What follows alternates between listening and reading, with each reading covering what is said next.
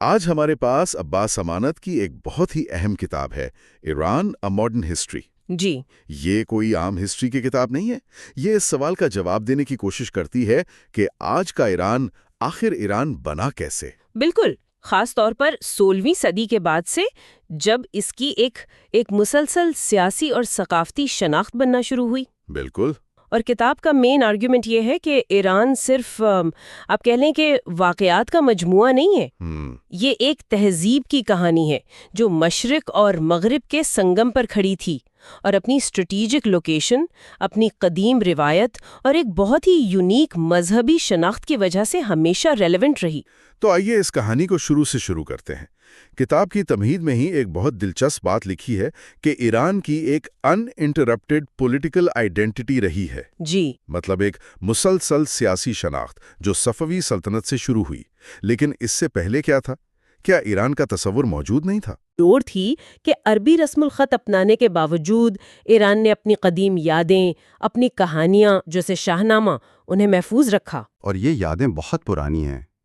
کتاب میں قدیم یونانیوں کے پرسپیکٹو کا بھی ذکر ہے۔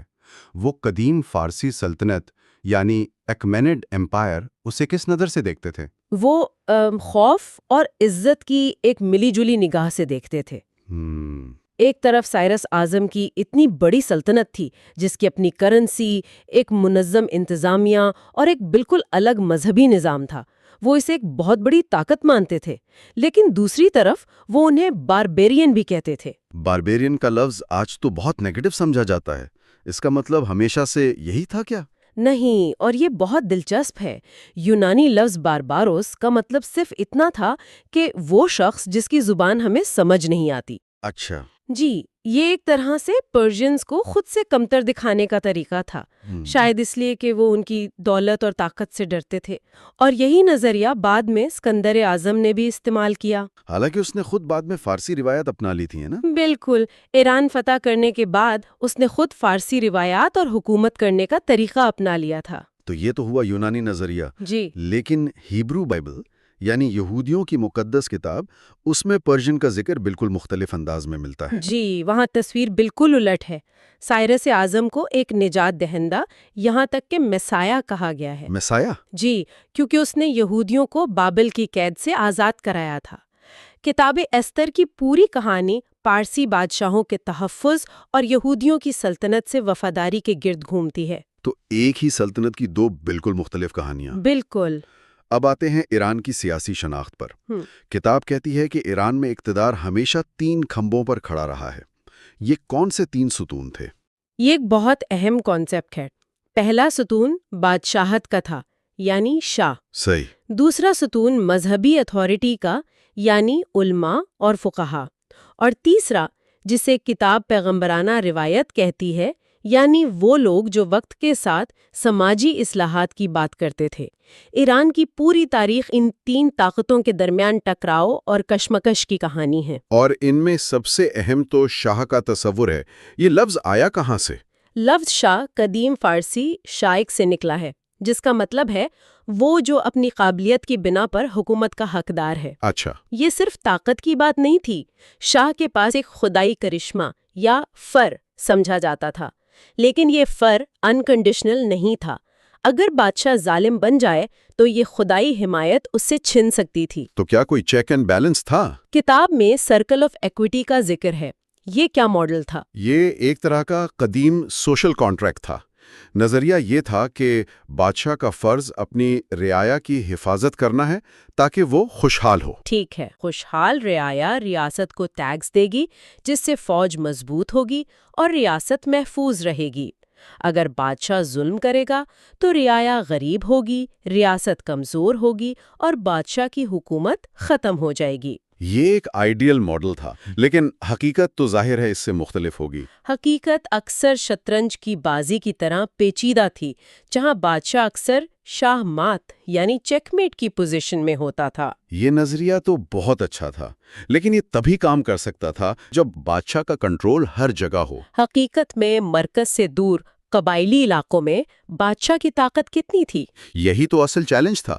ایران کا جغرافیہ ایسا ہے کہ مرکزی حکومت کے لیے دور دراز کے قبائلی سرداروں یعنی خان کو پوری طرح کنٹرول کرنا تقریباً ناممکن تھا۔ تو انہیں نیم خود مختار حیثیت دے دی جاتی تھی؟ بالکل، اور اسی وجہ سے بادشاہ خود کو شہنشاہ کہتا تھا، یعنی king of kings. King of kings. یہ اس بات کا اعتراف تھا کہ ایک مرکزی شاہ ہے جو کئی چھوٹے بادشاہوں اور حاکموں پر حکومت کرتا ہے۔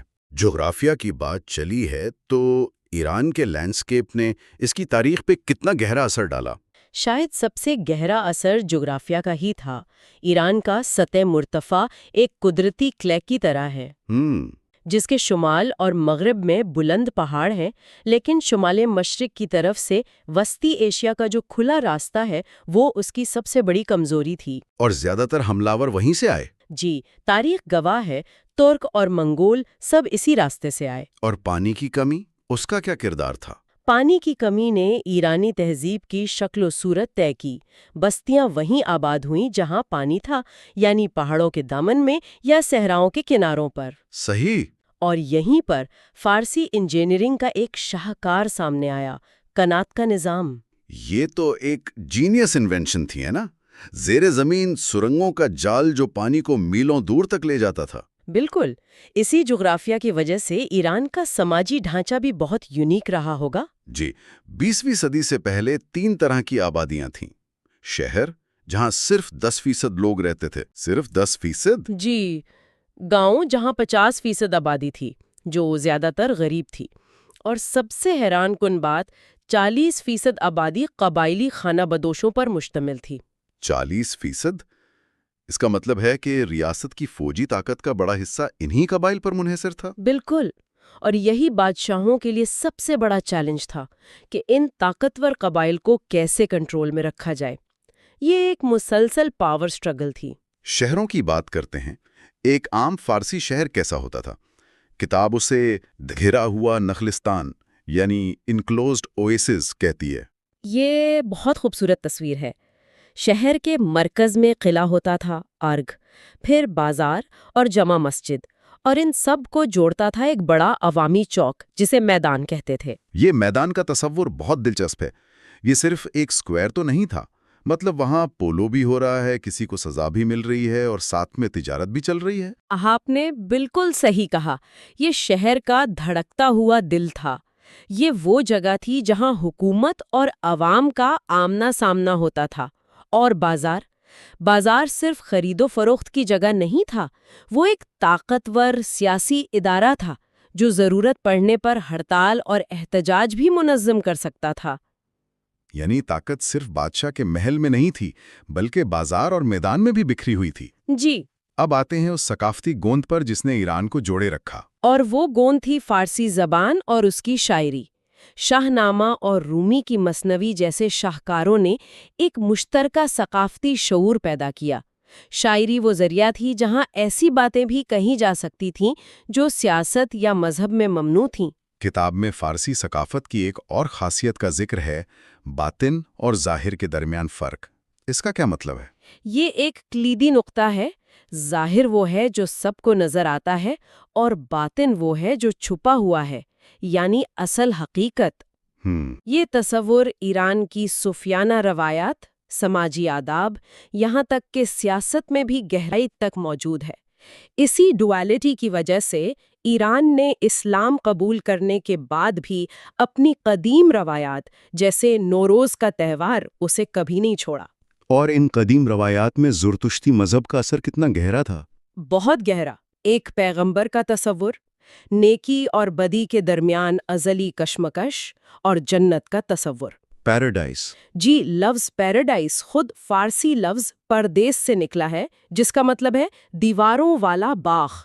یہ سارے تصورات زرتشتی مذہب سے آئے اور بعد میں شیعہ اسلام میں بھی داخل ہو گئے، خصوصاً امام مہدی کے ظہور کے نظریے میں۔ یہ سب جاننا اس لیے ضروری تھا کیونکہ اب ہم کہانی کے اس حصے میں داخل ہو رہے ہیں جہاں ایران کی جدید شناخت کی بنیاد رکھی گئی۔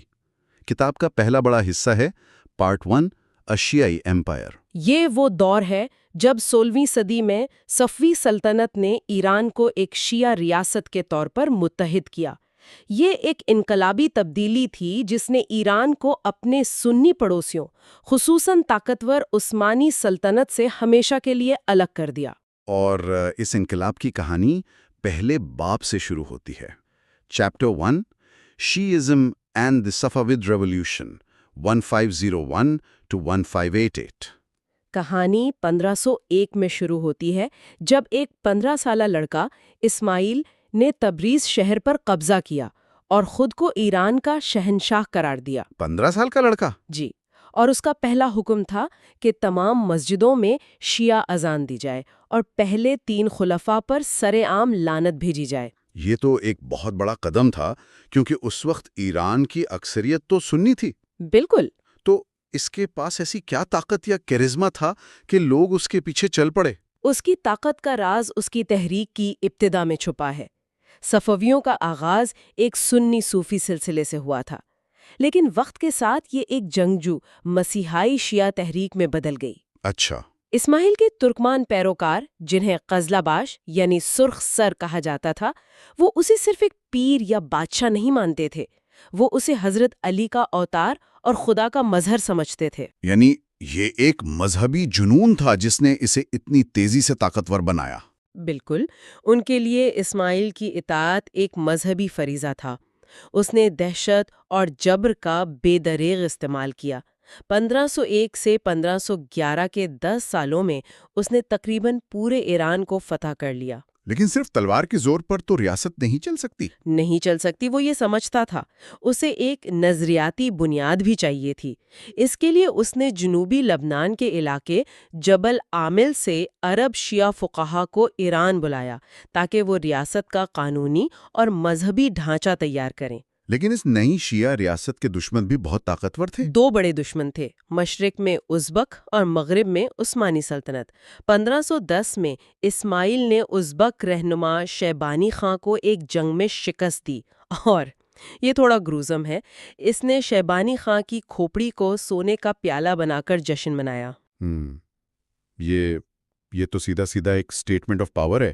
بالکل، لیکن اصل خطرہ مغرب سے تھا، عثمانی سلطان سلیم اول کی شکل میں، جو شیعوں کا سخت ترین مخالف تھا، اور اسی ٹکراؤ کا نتیجہ 1514 میں جنگ کالدران کی صورت میں نکلا۔ اور یہ جنگ صفویوں کے لیے ایک تباہی ثابت ہوئی۔ کیوں؟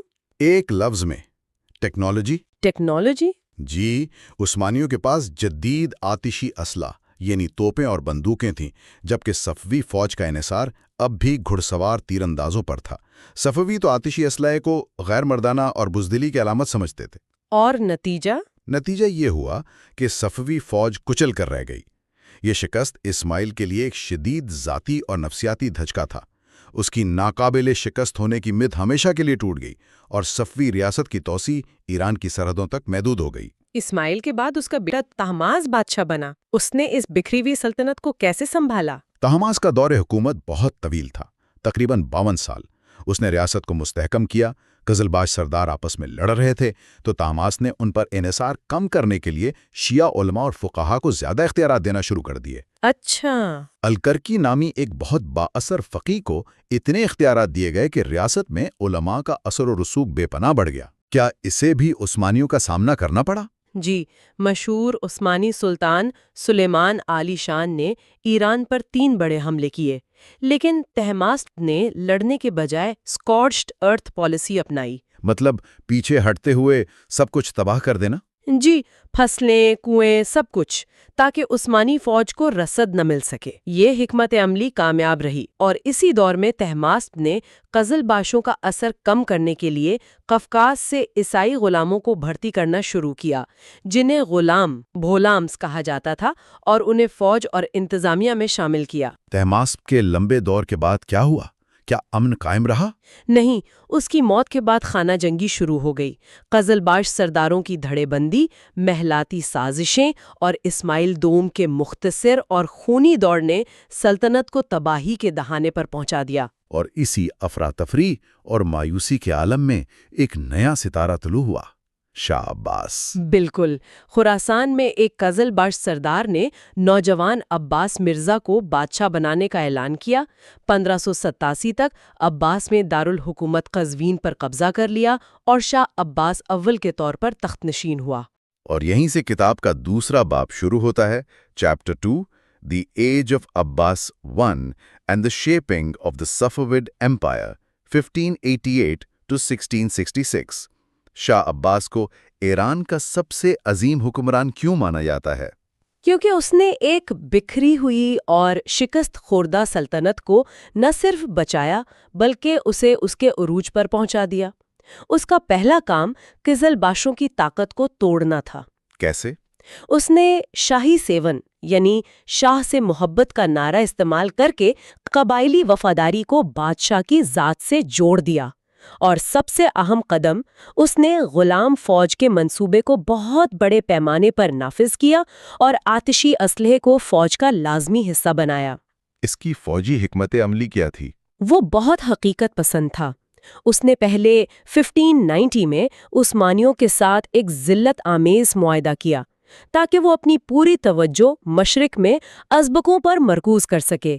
1598 تک اس نے ازبکوں کو شکست دے کر خراسان واپس لے لیا۔ اور پھر مغرب کا رخ کیا۔ جب مشرقی سرحد محفوظ ہو گئی تب اس نے اپنی نئی جدید فوج کے ساتھ عثمانیوں کو شکست دی اور 1623 تک بغداد سمیت تمام کھوئے ہوئے علاقے واپس لے لیے۔ اس نے اپنا دارالحکومت بھی قزوین سے اصفہان منتقل کیا۔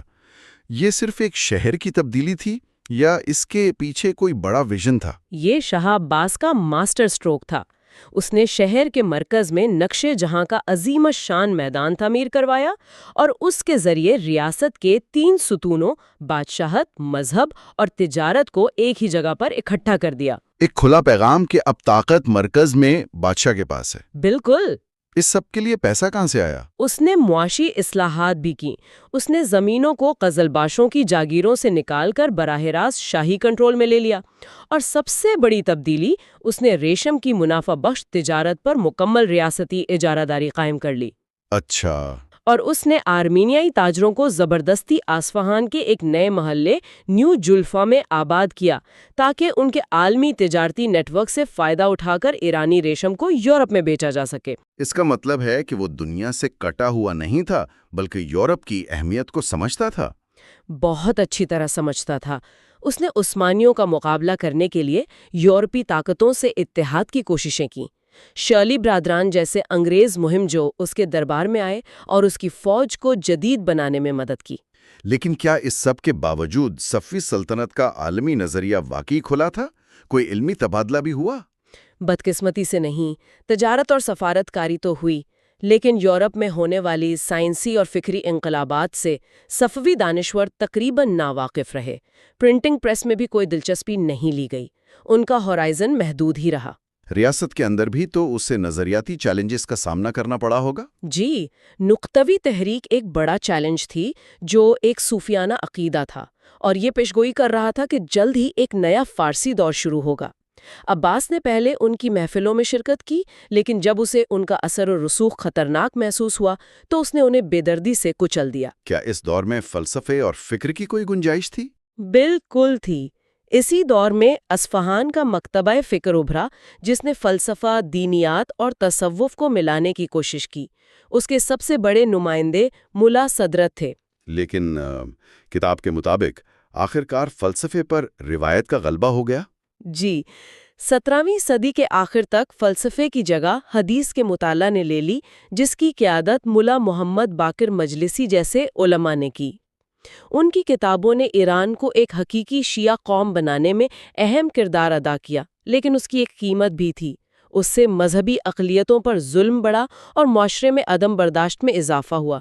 تو اس حصے کے اختتام پر کتاب یہ نتیجہ اخذ کرتی ہے کہ شاہ عباس کا دور بہت سی کامیابیوں کے باوجود نامکمل صلاحیتوں کا دور، یعنی ایج آف انفلفلڈ پوٹینشل تھا۔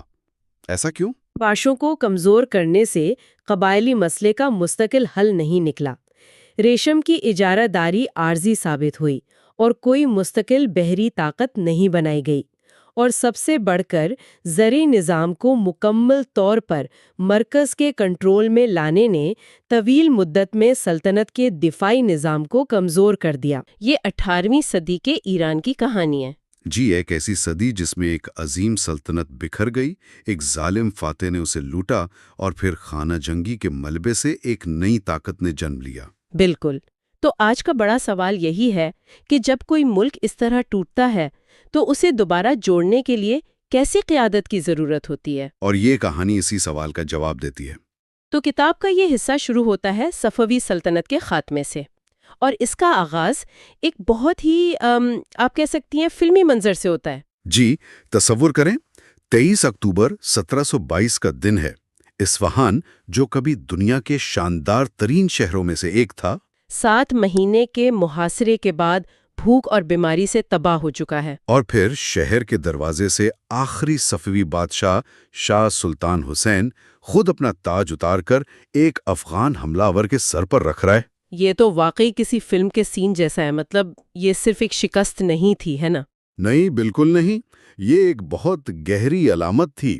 شاہ سلطان حسین نے اپنی قزلباش پگڑی سے شاہی اختیار کی وہ نشانی، وہ جواہرات سے جڑی پن خود اتاری اور حملہ آور محمود ہتکی کی پگڑی میں لگا دی۔ اور اسی ایک لمحے نے 221 سال پرانی صفوی سلطنت کا خاتمہ کر دیا۔ جی، جو اسلامی ایران پر سب سے لمبی حکومت تھی۔ فارسی تاریخ میں اس واقعے کو ایک قومی المیہ کے طور پر یاد کیا جاتا ہے۔ یہاں سب سے بڑا سوال یہی پیدا ہوتا ہے، اور کتاب بھی یہی پوچھتی ہے کہ اتنی بڑی اور امیر سلطنت وہ ایک چھوٹے سے قبائلی لشکر کے سامنے اتنی آسانی سے کیسے ڈھیر ہو گئی؟ خاص طور پر جب پڑوسی عثمانی اور مغل سلطنتیں اس سے کہیں زیادہ دیر تک قائم رہی۔ تو کیا وجہ تھی؟ یہی اس کہانی کا مرکزی نقطہ ہے۔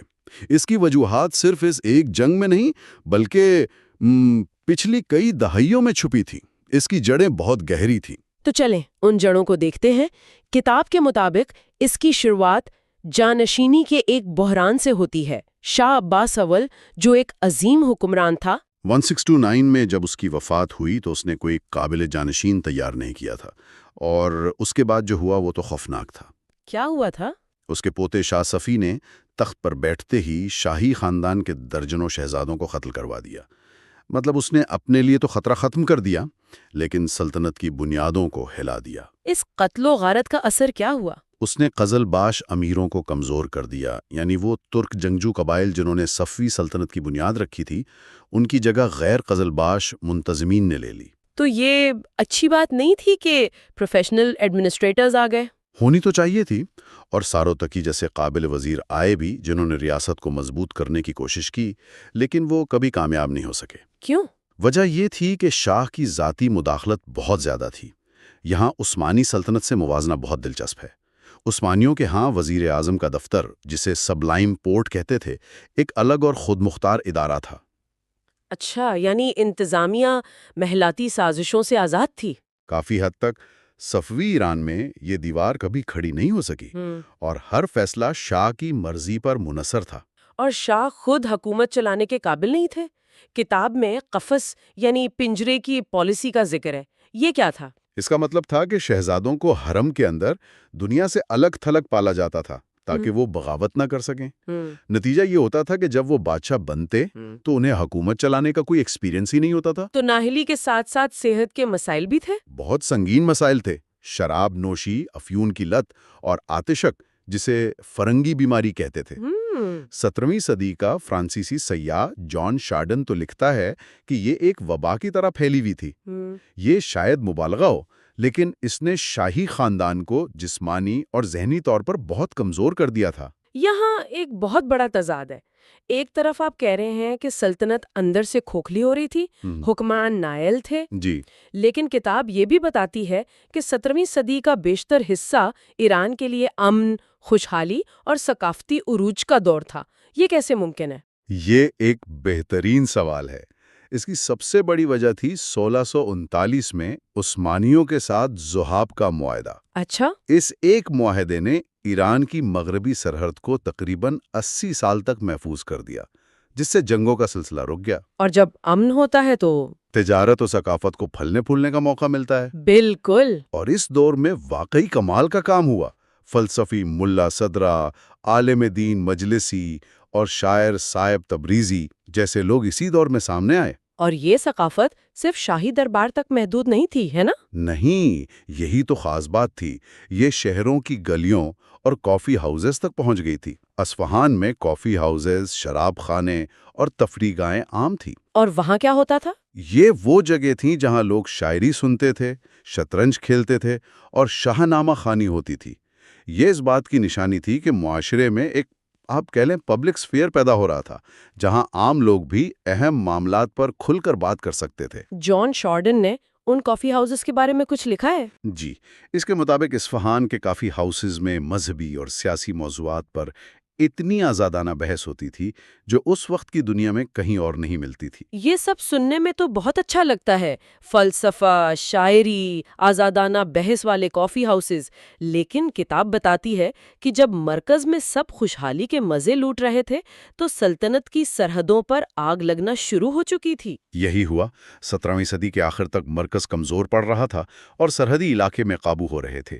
قفقاز میں لزگی قبائل، مغرب میں کرد، جنوب میں عمانی قزاق اور جنوب مشرق میں بلوچ قبائل، ان سب نے تجارتی راستوں پر حملے شروع کر دیے تھے۔ جی، سلطنت کی گرفت کمزور پڑ رہی تھی، اور پھر سب سے بڑا دھچکا قندھار سے آیا، غلزی افغان قبائل کی طرف سے۔ میر ویس ہوتکی کی بغاوت۔ جی، 1709 میں میر ویس ہوتکی نے صفوی حکومت کی سخت سنی مخالف پالیسیوں کے خلاف بغاوت کر دی۔ یہ ایک چھوٹی سی بغاوت نہیں تھی، یہ ایک طوفان کا آغاز تھا۔ اور 1722 میں اسی میر ویس کے بیٹے محمود نے ایک لشکر اکٹھا کیا اور سیدھا دارالحکومت اصفہان پر حملہ کر دیا۔ اور شاہ سلطان حسین کی حکومت، جو کافی ہاؤسز اور شاعری میں مگن تھی، اس حملے کے لیے بالکل تیار نہیں تھی۔ گلناباد کی جنگ میں ایک بڑی اور بہتر مسلح صفی فوج کو افغانوں کے ہاتھوں شرمناک شکست ہوئی۔ یہ ناقابل یقین لگتا ہے۔ اس کے بعد وہی 7 مہینوں کا خوفناک محاصرہ شروع ہوا جس کا ہم نے شروع میں ذکر کیا۔ شہر کا رابطہ پوری دنیا سے کٹ گیا اور بھوک اور بیماری نے ہزاروں لوگوں کی جان لے لی۔ اور آخرکار شہر نے ہتھیار ڈال دیے۔ جی، محمود نے اصفہان پر قبضہ کرنے کے بعد صفی شاہی خاندان اور اہلکاروں کا بے دردی سے قتل عام کیا اور شہر کو لوٹ لیا۔ تو کیا ہم یہ کہہ سکتے ہیں کہ صفوی سلطنت کا زوال صرف سیاسی اور فوجی کمزوری کی وجہ سے نہیں ہوا؟ کتاب کچھ اور گہری وجوہات کی طرف اشارہ کرتی ہے جو بہت دلچسپ ہیں۔ بالکل، ایک اہم تھیوری موسمیاتی تبدیلی سے متعلق ہے۔ اس دور کو تاریخ میں لٹل آئس ایج کہا جاتا ہے۔ اچھا؟ پوری دنیا میں موسم سرد اور خشک ہو رہا تھا۔ اس کی وجہ سے وسطی ایشیا میں چراگاہیں سوکھ گئیں، جس نے خانہ بدوش قبائل بشمول افغانوں کو زندہ رہنے کے لیے نئے علاقوں پر حملے کرنے پر مجبور کیا۔ واہ! تو کیا ہم یہ کہہ سکتے ہیں کہ صفوی سلطنت کا زوال صرف سیاسی نہیں بلکہ انوائرمنٹل بھی تھا، کہ ایک عالمی موسمی تبدیلی نے ایک پوری سلطنت کی بنیادیں ہلا دیں؟ یہ تو ایک بالکل مختلف زاویہ۔ یہ ایک بہت بڑا فیکٹر تھا، اور اس کے ساتھ ایک شدید معاشی بحران بھی تھا۔ زراعت تباہ ہو رہی تھی، قید پڑ رہے تھے اور تجارتی راستے غیر محفوظ تھے۔ اور عالمی سطح پر ایک کرنسی کرائسس بھی چل رہا تھا۔ جی، یورپ میں امریکہ سے آنے والے سونے اور چاندی نے مہنگائی کا طوفان برپا کر دیا تھا، جس کے اثرات ایران تک پہنچے۔ اوپر سے ڈچ اور انگریزی تجارتی کمپنیاں بڑی مقدار میں ایرانی چاندی ملک سے باہر لے جا رہی تھیں۔ یہ بالکل ایسا ہی ہے کہ اگر ملک سے سارا ڈالر اچانک غائب ہو جائے تو روپے کی کوئی قیمت نہیں رہے گی۔ بالکل، صفوی سلطنت کے ساتھ بھی کچھ ایسا ہی ہوا۔ باہر سے سلطنت کی عمارت بہت شاندار لگ رہی تھی، لیکن اندر سے اس کی بنیادوں کو دیمک لگ چکی تھی۔ افغان حملہ صرف ایک آخری دھکا تھا جس نے اسے گرا دیا۔ اور جیسے ہی یہ عمارت گری، پڑوسی گدھوں کی طرح ٹوٹ پڑے۔ جی، روس نے شمال سے اور عثمانی سلطنت نے مغرب سے حملہ کر دیا اور ایران کے صوبوں پر قبضہ کرنا شروع کر دیا۔ 1727 تک صفوی ایران ایک سلطنت کے طور پر نقشے سے تقریباً مٹ چکا تھا۔ اب آتے ہیں نادر قلی پر، جو اس کہانی کا ایک بالکل ہی مختلف کردار ہے۔ اس افراتفری اور مایوسی کے عالم میں ایک غیر معمولی فوجی رہنما ابھرتا ہے جو بعد میں نادر شاہ افشار کے نام سے مشہور ہوا۔ وہ ایک نجات دہندہ کے طور پر سامنے آیا۔ وہ خراسان کے غریب گھرانے سے تھا، لیکن اس میں ناقابل یقین فوجی صلاحیت تھی۔ اس نے بھٹکتے ہوئے صفوی شہزادے تہمس دوم کی حمایت حاصل کی اور خود کو تہمس قلی یعنی تہمس کا غلام کا لقب دیا، لیکن سب جانتے تھے کہ اصل طاقت کس کے ہاتھ میں ہے۔ جی 1729 میں اس نے افغانوں کو فیصلہ کن شکست دی اور اصفہان کو آزاد کرا لیا۔ لیکن وہ صرف ایک جرنیل بن کر نہیں رہا، اس نے جلد ہی طہماس دوم کو موصول کر دیا اور اس کے نوزائیدہ بیٹے کو کٹھ پتلی بادشاہ بنا کر خود حکومت کرنے لگا۔ اور پھر اس نے عثمانیوں اور روسیوں سے کھوئے ہوئے تمام علاقے واپس جیت لیے۔ وہ واقعی ایک ناقابل شکست جرنیل تھا۔ 1736 میں اس نے موغان کے میدان میں تمام سرداروں اور امائدین کا ایک عظیم اجتماع بلایا، ایک طرح کی لویا جرگہ۔ اور وہاں ان سب کے اصرار پر اس نے خود کو ایران کا بادشاہ یعنی نادر شاہ قرار دے دیا۔ اس طرح صفوی خاندان کی حکومت کا باقاعدہ خاتمہ ہو گیا۔ نادر شاہ نے ملک کو متحد تو کر دیا، لیکن اس کی فوج بہت بڑی تھی اور اس کے اخراجات پورے کرنے کے لیے اسے دولت کی ضرورت تھی۔ اسی لیے اس نے کمزور ہوتی مغل سلطنت پر حملہ کرنے کا فیصلہ کیا۔ جی 1739 میں کرنال کی جنگ میں اس نے مغل فوج کو گھنٹوں میں شکست دے دی اور فاتح بن کر دہلی میں داخل ہوا۔ دہلی کی لوٹ مار تاریخ کی سب سے بڑی لوٹ مار میں سے ایک ہے۔ وہ یہاں سے مشہور زمانہ کوہ نور اور دریائے نور ہیرے اور شاہ جہاں کا بنایا ہوا تخت طاؤس لے گیا۔ یہ دولت اتنی زیادہ تھی کہ نادر شاہ نے ایران واپس جا کر 3 سال کے لیے تمام ٹیکس معاف کر دیے۔ دہلی سے اتنی دولت لانے کے بعد تو اسے ہیرو ہونا چاہیے تھا، لیکن کتاب میں اس کا ذکر ایک ظالم حکمران کے طور پر ہے جس سے سب ڈرتے تھے۔ ایسا کیا ہوا؟ یہی تو اس کی کہانی کا المیہ ہے۔ وہ ملک جوڑنے میں کامیاب ہوا، لیکن اسے چلانا نہیں جانتا تھا۔ دہلی میں ایک بغاوت کے جواب میں اس نے عام شہریوں کے قتل عام کا حکم دیا، جس میں ہزاروں لوگ مارے گئے۔ اور ہندوستان سے واپسی کے بعد دولت نے اس کے لالچ اور شک کو اور بڑھا دیا، اور اس کا رویہ پاگل پن کی حد تک ظالمانہ ہو گیا۔ تو جن لوگوں نے اسے بادشاہ بنایا تھا، آخر میں وہی اس کے دشمن بن گئے۔ بالکل، وہ ہر کسی پر شک کرتا تھا۔ آخرکار 1747 میں اس کے اپنے ہی ایرانی افسروں نے اسے قتل کر دیا۔ وہ اس بات سے خوفزدہ تھے کہ نادر شاہ اپنے افغان اور ازبک سپاہیوں پر زیادہ بھروسہ کرنے لگا ہے اور انہیں ختم کرنے کا منصوبہ بنا رہا ہے۔ اور اس کے قتل کے ساتھ ہی اس کی وسیع سلطنت تاش کے پتوں کی طرح بکھر گئی۔ جی، نادر شاہ کی تباہی کے بعد ایران ایک بار پھر خانہ جنگی میں ڈوب گیا، اور اس افراتفری سے ایک بالکل مختلف قسم کا رہنما ابھرتا ہے، کریم خان زند۔ اس کا دور نادر شاہ کے دور کے بالکل برعکس تھا۔ جی، کریم خان نے 1751 سے 1779 تک حکومت کی، اور اس کا دور جدید ایران کی تاریخ کے سب سے پرامن اور خوشحال ادوار میں سے ایک مانا جاتا ہے۔ اس نے بادشاہ کا لقب بھی اختیار نہیں کیا ہے نا؟ نہیں کیا۔ اس نے خود کو وکیل الرعایا یعنی عوام کا نمائندہ کہلوایا۔ یہ اس دور میں ایک غیر معمولی بات تھی۔ لیکن کیا یہ صرف ایک لقب تھا، یا اس نے واقعی عوام کے نمائندے کے طور پر حکومت کی؟ کتاب میں موجود شواہد بتاتے ہیں کہ اس نے واقعی کوشش کی۔ اس نے اپنا دارالحکومت اصفہان کے بجائے شیراز کو بنایا اور شہر کی تعمیر و ترقی پر بہت توجہ دی۔ وہاں اس نے کیا بنوایا؟ اس نے وہاں شاندار وکیل بازار، وکیل مسجد اور ایک نیا قلعہ بنوایا جو آج بھی موجود ہیں۔ اس نے تجارت کو فروغ دیا اور لوگوں کی زندگی کو آسان بنانے کی کوشش کی۔ نادر شاہ کی تباہی کے بعد یہ دور ایک نعمت جیسا لگتا ہے۔ شاید لوگوں کو ایک ظالم نجات دہندہ سے زیادہ ایک ہمدرد نمائندے کی ضرورت تھی۔ بالکل۔ اس دور کی کتاب رستم التواریخ سے معلوم ہوتا ہے کہ شیراز میں زندگی کافی پرسکون تھی۔ ایک عام مزدور کی آمدنی ایک خاندان کی کفالت کے لیے کافی تھی۔ اور آرٹ اور کلچر کا کیا حال تھا؟ شہر میں آرٹ اور کلچر کا ماحول تھا، یہاں تک کہ ملا فاطمہ جیسی مشہور خواتین فنکارائیں بھی تھیں جو عوامی مقامات پر اپنے فن کا مظاہرہ کرتی تھی۔ یہ نادر شاہ کے ظلم کے بعد ایک بہت بڑی اور خوشگوار تبدیلی تھی۔ لیکن یہ پرامن دور بھی زیادہ دیر قائم نہ رہ سکا۔ 1779 میں کریم خان کی موت کے بعد اس کے جانشین آپس میں لڑ پڑے اور زند خاندان کمزور ہو گیا۔ اور پھر کہانی میں ایک اور بے رحم کردار کی انٹری ہوتی ہے، آقا محمد خان قاجار۔ آقا محمد خان قاجار کو کریم خان نے شیراز میں یرغمال بنا رکھا تھا۔ جی کریم خان کی موت کی خبر سنتے ہی وہ فرار ہو کر اپنے قبائلی مرکز پہنچ گیا۔ وہ ایک انتہائی بے رحم، سفاک لیکن غیر معمولی طور پر دور اندیش اور پرعزم رہنما تھا۔ اس کا صرف ایک مقصد تھا، ایران کو دوبارہ متحد کرنا اور قاجار خاندان کی حکومت قائم کرنا۔ اور اس مقصد کے لیے اس نے بے انتہا ظلم کیا۔ اس نے زندوں کے آخری حکمران بہادر لطف علی خان کو شکست دی۔ کرمان شہر کے لوگوں کو زندوں کی حمایت کی وجہ سے اس نے ایسی بے رحمانہ سزا دی۔ کہا جاتا ہے کہ اس نے 20,000 آنکھیں نکلوا کر ان کا مینار بنوایا۔ وہ انتہائی سفاک تھا، لیکن اس میں ایک ویژن تھا۔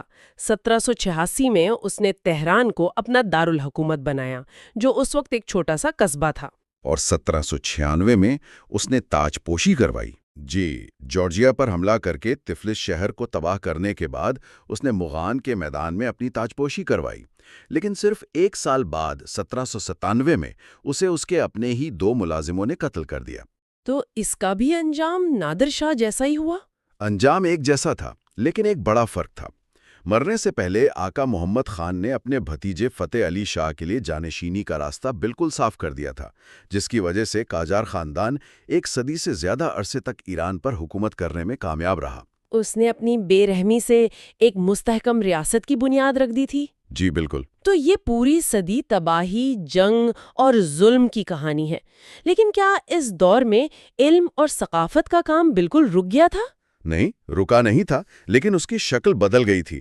بہت سے دانشور، شاعر اور فنکار ہندوستان ہجرت کر گئے۔ ان میں سے ایک شیخ محمد علی حزین تھے، ہے نا؟ جی، انہوں نے اپنی یادداشتوں میں صفویوں کے زوال، نادر شاہ کے ظلم اور اپنے وطن سے دوری کے دکھ کو بڑی خوبصورتی سے بیان کیا ہے۔ ان کی شاعری میں ایران کے لیے ایک قسم کی ابتدائی قوم پرستی کا احساس ملتا ہے، جو صرف بادشاہ سے وفاداری سے بڑھ کر تھا۔ اسی طرح شیراز کے میئر مرزا محمد کیلانتر نے اپنی یادداشتوں میں قبائلی سرداروں کی لوٹ مار پر بہت تلخی کا اظہار کیا۔ وہ اس قدر مایوس تھے کہ انہوں نے لکھا، کاش کوئی قابل عورت ہی اقتدار میں آ جاتی جیسے روس میں ہے۔ ان کا اشارہ کیتھرین دی گریٹ کی طرف تھا۔ ان تحریروں سے کیا ظاہر ہوتا ہے؟ ان سے یہ ظاہر ہوتا ہے کہ اس افراتفری کے دور میں، خاص طور پر پڑھے لکھے شہری طبقے میں، اپنے وطن کے بارے میں ایک نیا شعور پیدا ہو رہا تھا۔ وہ اب صرف ایک بادشاہ یا خاندان کے وفادار نہیں تھے، بلکہ ایران کے تصور سے جڑ رہے تھے۔ اور قاجاروں کا عروج اسی شہری طبقے اور علماء کے ساتھ ایک نئے اتحاد کا نتیجہ تھا، جس نے ایران کو ایک طویل بحران سے نکالا۔ جی، تو 18ویں صدی کے آخر میں ایران اس بحران سے نکل کر ایک نئے دور میں داخل ہو رہا تھا، لیکن کتاب کے مطابق اس نئے دور کے افق پر 2 نئی عالمی طاقتیں نمودار ہو رہی ہیں، جن سے آنے والی صدی میں ایران کا واسطہ پڑنا تھا۔ جی، شمال میں توسیع پسند روس اور جنوب میں نو آبادیاتی برطانوی سلطنت۔ ایران نے اندرونی خلاف شار پر تو قابو پا لیا تھا، لیکن اب اسے ایک بالکل نئی قسم کے چیلنج کا سامنا تھا، جسے گریٹ گیم کہا جاتا ہے۔ اور یہ ایک ایسی کہانی ہے جو آنے والی صدی کی تاریخ کا رخ موڑ دے گی۔ ناصر الدین شاہ اور ایک نازک توازن کا قیام۔ پہلا بڑا واقعہ جس کا ذکر ہے وہ ہے روئٹر کنسیشن۔ یہ کیا تھا اور اتنا متنازع کیوں ثابت ہوا؟ یہ 1871 کی بات ہے، جب شاہ اور اس کے وزیر اعظم مشیر الدولہ ملک کو تیزی سے ماڈرنائز کرنا چاہتے تھے۔ انہیں لگا کہ یورپی سرمایے کے بغیر یہ ناممکن ہے، تو انہوں نے بیرن جولیس ڈی روئٹر نامی ایک برطانوی شہری کو ایک ایسی رعایت یعنی کنسیشن دی جس کی تاریخ میں مثال نہیں ملتی۔ ایک منٹ، یہ رعایت کتنی بڑی تھی؟ کتاب میں جو تفصیلات ہیں وہ تو ناقابل یقین لگتی ہیں۔ آپ کا رد عمل بالکل درست ہے۔ اس معاہدے کے تحت رائٹر کو پورے ایران میں ریلوے اور ٹرامویز بنانے کا حق دیا گیا۔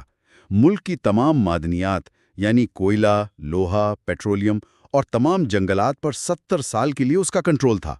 سب کچھ؟ جی، یہاں تک کہ ایک نیشنل بینک بنانے اور کرنسی نوٹ جاری کرنے کا اختیار بھی اسی کو دے دیا گیا۔ یہ تو ملک کی ملکیت بیچنے کے برابر ہے۔ ان کی سوچ کیا رہی ہوگی؟ کیا وہ نتائج سے بالکل بے خبر تھے؟ دیکھیں، یہ مجبوری اور ایک طرح کی سادگی کا امتزاج تھا۔ وہ ایران کو راتوں رات یورپ بنانا چاہتے تھے اور انہیں لگا کہ یہ ایک شارٹ کٹ ہے۔ اس کے علاوہ شاہ 1873 میں یورپ کے اپنے پہلے دورے کے لیے فنڈز بھی چاہتا تھا، لیکن انہوں نے عوامی رد عمل کا بالکل غلط اندازہ لگایا۔ شاہی خاندان کے اندر سے شہزادوں نے مخالفت کی، علماء نے اسے اسلام اور ملک بیچنے کے مترادف قرار دیا، اور روسی سفارت خانے نے اسے اپنے مفادات کے خلاف سمجھا۔ اور عوام کا کیا رد عمل تھا؟ بالکل سوال فاجعہ۔ عوام میں شدید غصہ تھا۔ جب شاہ یورپ کے دورے سے واپس آیا تو تہران میں مخالفت کا طوفان کھڑا ہو چکا تھا۔ دباؤ اتنا شدید تھا کہ اسے فوراً یہ معاہدہ منسوخ کرنا پڑا۔ یہ مغربی سرمایہ کے ساتھ ایران کا پہلا اور بہت تلخ تجربہ تھا۔ یہ بہت دلچسپ ہے کہ شاہ مغربی سیاسی اداروں کو تو اپنانے سے گریزاں تھا، لیکن ان کی مٹیریل کلچر سے، مطلب ظاہری چمک دمک سے بہت متاثر تھا۔ تہران کی تعمیر نو میں یہ بات صاف نظر آتی ہے۔ جی ہاں، اس نے تہران کا نقشہ بدلنے کی کوشش کی۔ گلستان پیلس میں یورپی طرز کے ہال بنائے گئے، جیسے تالار سلام اور آئینہ ہال۔ 5 منزلہ شمس العمارہ عمارت تعمیر ہوئی، جس پر ملکہ وکٹوریہ کا تحفہ دیا ہوا گھڑیال نصب تھا۔ اچھا۔ شہر کی پرانی مٹی کی دیواریں گرا کر جدید طرز کی فصیل بنائی گئی، نئی سڑکیں بنی، گیس لائٹس لگائی گئیں۔ لیکن کیا یہ تبدیلیاں صرف ظاہری تھیں یا شہریوں کی زندگی میں بھی کوئی حقیقی بہتری آئی، جیسے میونسپل سروسز وغیرہ؟ بہتری بہت محدود اور آپ کہہ سکتی ہیں سطحی تھی۔ ایک چھوٹا سا سینیٹیشن ڈپارٹمنٹ بنا جو کچرا اٹھاتا تھا، اور ایک نئی پولیس فورس بنائی گئی جس کا سربراہ ایک اطالوی افسر تھا۔ لیکن بنیادی ڈھانچہ جیسے تعلیم اور صحت ویسا ہی نظر انداز رہا۔ یہ ایک طرح سے کاسمیٹک ماڈرنائزیشن تھی۔ صحیح۔ تو رائٹر کنسیشن کی منسوخی کے بعد کیا ہوا؟ کیا حکومت نے کوئی سبق سیکھا؟ سبق تو نہیں سیکھا، بلکہ قرض کا جال مزید سخت ہو گیا۔ رائٹر نے ہرجانے کا مطالبہ نہیں چھوڑا۔ 15 سال بعد 1889 میں اسے ہرجانے کے طور پر امپیریل بینک آف پرشیا قائم کرنے کا حق دے دیا گیا۔ اچھا۔ یہ بینک برٹش کنٹرول میں تھا اور ایران کے تمام مالیاتی نظام پر چھا گیا۔ اس نے حکومت اور تاجروں کو قرض دے کر اپنا محتاج بنا لیا۔ یعنی ایک مسئلے سے بچنے کے لیے ایک اس سے بھی بڑا مسئلہ گلے ڈال لیا۔ بالکل، اور یہی کچھ روسی اور برطانوی بینک ایرانی اشرافیہ کے ساتھ کر رہے تھے۔ ان کی زمینیں اور جائیدادیں آہستہ آہستہ ان بینکوں کے پاس گروی رکھی جا رہی تھیں، اور اسی پس منظر میں ایک اور بڑا دھماکہ ہوا، ٹوبیکو پروٹیسٹ۔ یہ رائٹر کنسیشن سے کیسے مختلف تھا؟ یہ 1890 کی بات ہے۔ شاہ نے ایران میں تمباکو کی پیداوار، خرید و فروخت اور برآمد کا 50 سالہ ٹھیکہ یعنی مونوپولی ایک برطانوی میجر ٹالبوٹ کو دے دیا۔ اسے ریجی کہا گیا۔ تمباکو؟ یہ معاملہ اتنا اہم کیوں بن گیا؟ یہ تو پورے ملک کے وسائل بیچنے جیسا نہیں تھا۔ اس لیے کہ تمباکو کا کاروبار لاکھوں ایرانیوں کی زندگی سے براہ راست جڑا ہوا تھا۔ کسان جو اسے اگاتے تھے، چھوٹے دکاندار جو اسے بیچتے تھے، اور کروڑوں عام لوگ جو اسے استعمال کرتے تھے۔ اس ایک فیصلے نے ان سب کے مفادات پر ضرب لگائی۔ اچھا، تو یہ ایک ایسا مسئلہ تھا جسے ہر کوئی محسوس کر سکتا تھا۔ جی، تو یہ صرف تمباکو پر جھگڑا نہیں تھا، یہ ایک طرح سے عوام کا پہلا کامیاب قومی ویٹو تھا شاہ کے فیصلے کے خلاف۔ تو کیا یہ کہنا درست ہوگا کہ لوگوں کو پہلی بار اپنی اجتماعی طاقت کا اندازہ ہوا کہ اگر وہ متحد ہو جائیں تو وہ شاہ کو بھی جھکا سکتے ہیں؟ یہ بالکل کلیدی نکتہ ہے۔ یہ ایران کی تاریخ کی پہلی ملک گیر عوامی تحریک تھی۔ اس میں تاجر، علماء اور جدید تعلیم یافتہ دانشور ایک پلیٹ فارم پر اکٹھے ہو گئے۔ شیراز، اصفہان اور تبریز جیسے شہروں میں زبردست مظاہرے ہوئے۔ آخر میں جب ایک بڑے مجتہد مرزا شیرازی کی طرف سے تمباکو نوشی کے حرام ہونے کا فتویٰ آیا تو پورے ملک نے تمباکو کا مکمل بائیکاٹ کر دیا۔ یہاں تک کہ شاہ کے محل میں بھی حقے بجھا دیے گئے۔ اور اس کے نتیجے کیا نکلے؟ ظاہر ہے شاہ کو پیچھے ہٹنا پڑا۔ جنوری 1892 میں تہران میں پرتشدد مظاہروں کے بعد شاہ کو یہ ٹھیکہ منسوخ کرنا پڑا، لیکن اس کی ایک بہت بھاری لیکن قیمت کیا چکانی پڑی؟ میرا مطلب ہے ہرجانہ تو دینا پڑا ہوگا۔ جی بالکل، اور وہی سب سے بڑا مسئلہ بنا۔ حکومت کو ٹیلبوٹ کو ہرجانہ ادا کرنے کے لیے امپیریل بینک سے 5 لاکھ پاؤنڈ کا قرض لینا پڑا، جو ایران کا پہلا بڑا غیر ملکی قرض تھا۔ اس نے حکومت کی ساخت بری طرح متاثر کی اور آنے والے آئینی انقلاب کی زمین تیار کر دی۔ اور 4 سال بعد 1896 میں ناصر الدین شاہ کو قتل کر دیا گیا۔ جی، اور اس کے ساتھ ہی اس کا تقریباً 50 سالہ طویل دور ختم ہو گیا، اور اس خلا نے یقیناً ان نئی قوتوں کو ابھرنے کا موقع دیا۔ تو اب ہم باب 6 کی طرف چلتے ہیں، آئینی انقلاب، ایک کثیر الجہتی جدیدیت کی راہ۔ جی، ناصر الدین شاہ کے بعد اس کا بیٹا مظفر الدین شاہ تخت پر بیٹھا، جو ایک کمزور حکمران تھا۔ ملک کے معاشی حالات بدتر ہو رہے تھے، اور تمباکو احتجاج کی کامیابی نے لوگوں میں ایک نئی ہمت پیدا کر دی تھی۔ انقلاب کی فوری وجہ دسمبر 1905 میں ایک بہت معمولی سا واقعہ بنا۔ اچھا، کیا واقعہ تھا وہ؟ تہران کے گورنر نے چینی کی قیمت بڑھنے پر چند معزز تاجروں کو سرے عام زد و کوب کیا۔ اس ذلت کے خلاف تہران کا بازار بند ہو گیا۔ تاجروں اور علماء نے ایک مسجد میں احتجاج شروع کر دیا، لیکن اس بار ایک نئی چیز ہوئی۔ کیا؟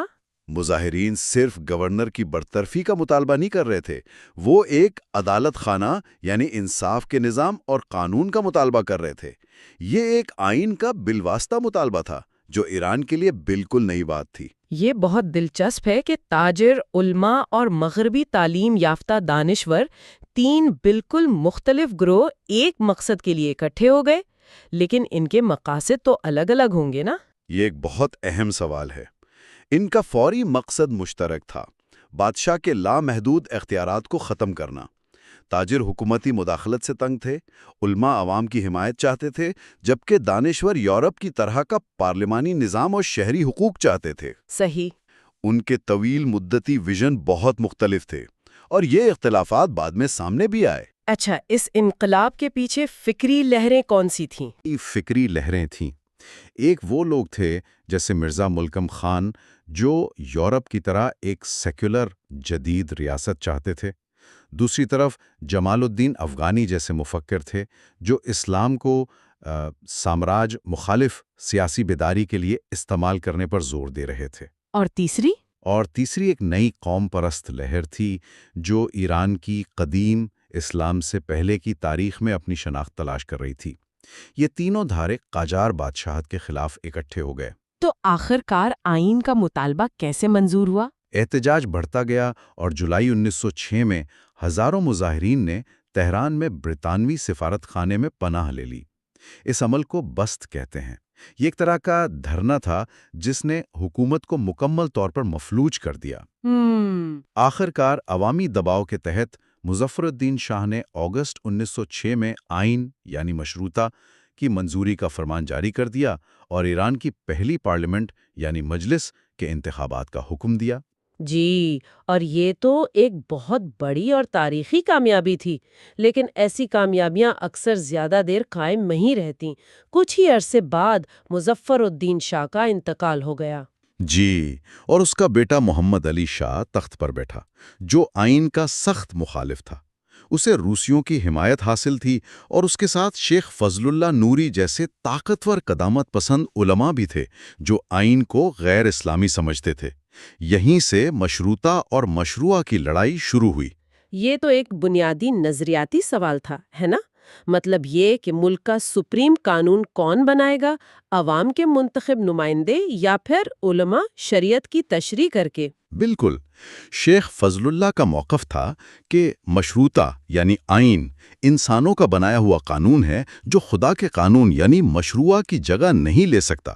اسی دوران 1907 میں روس اور برطانیہ نے ایک معاہدے کے تحت ایران کو اپنے اپنے حلقہ اثر میں تقسیم کر لیا، جس نے آئین پرستوں کی پوزیشن کو بہت کمزور کر دیا۔ اور پھر جون 1908 میں مجلس پر حملہ ہوا۔